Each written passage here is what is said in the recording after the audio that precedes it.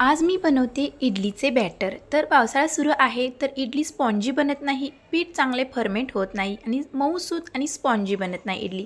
यासाठी मी काही भरपूर अशा टिप्स आणि ट्रिक्स सांगणार आहे। चला मग या व्हिडिओमध्ये आपण इडलीचे बॅटर कसे बनवायचे ते पाहूया। तर इथे मी राशनचा तांदूळ घेतलेला आहे 3 वाटी आणि 1 वाटी इथे उडीद डाळ घेतलेली आहे। तर उडीद डाळीमध्ये 1 चमचा मेथी दाणे आणि तांदूळमध्ये मी इथे साबुदाणा घातलेला आहे 2 चमचे। हे वेगवेगळं आपल्याला भिजत घालायचं आहे। स्वच्छ 2-3 पाण्याने हे सर्व आपण जिन्नस धुवून घेऊया। तर डाळ आणि तांदूळ मी 5 ते 7 तासासाठी भिजत घातलेलं होतं। तर मस्त असा हा तांदूळ भिजलेला आहे आणि डाळ पण छान भिजलेली आहे।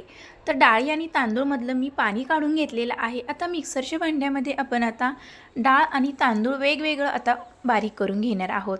पाणी थोडं घालून आपल्याला हे बॅटर बनवायचं आहे। तर इथे मी फर्मेंट करण्यासाठी पीठ इडलीचे खोलगट डबा घेतलेला आहे। तर ही एक ट्रिक लक्षात घ्या तुम्ही।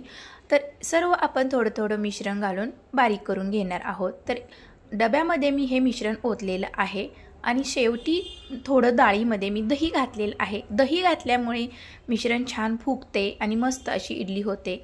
तर इथे आता हे पीठ सर्व बारीक करून झाले आहे। तर डब्यामध्येच मी हे छान 5 ते 7 मिनिटे फेटून घेणार आहे हाताने।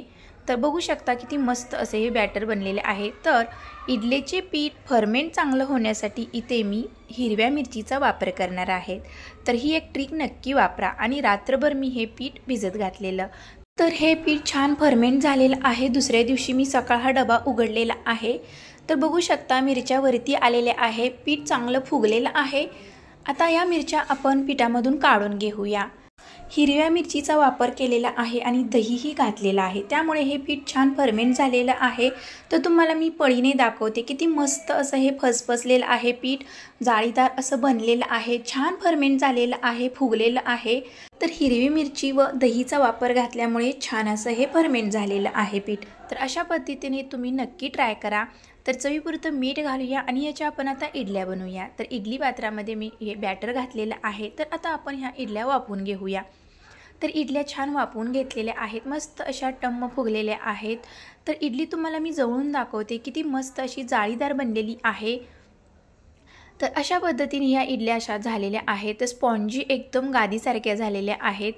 तर एक तुम्हाला मी तोडून दाखवते। तर बघू शकता किती जाळीदार आतून झालेली आहे। तर पीठ बनवण्याची पद्धत आणि डाळ तांदूळ कसा भिजवायचा आणि ते पीठ कसं फर्मेंट करायचं, तर या सर्व टिप्स आणि ट्रिक्स या व्हिडिओमध्ये मी तुम्हाला करून दाखवलेले आहेत। तर ही इडली तुम्ही नारळाची चटणी आणि सांबारसोबत खाऊ शकता। इडलीचा डाळ आणि तांदूळ भिजवते वेळी मी साबुदाणा आणि मेथीदाणा घातलेला होता। तर साबुदाण्यामुळे इडली पांढरीशुभ्र बनते आणि मेथीदाण्यामुळे इडली चविष्ट लागते। आणि पीठ चांगलं फेटायचं आहे, मगच आपल्याला त्यामध्ये हिरव्या मिरच्या घालायच्या आहेत, त्यामुळे इडलीचं पीठ फर्मेंट छान होते।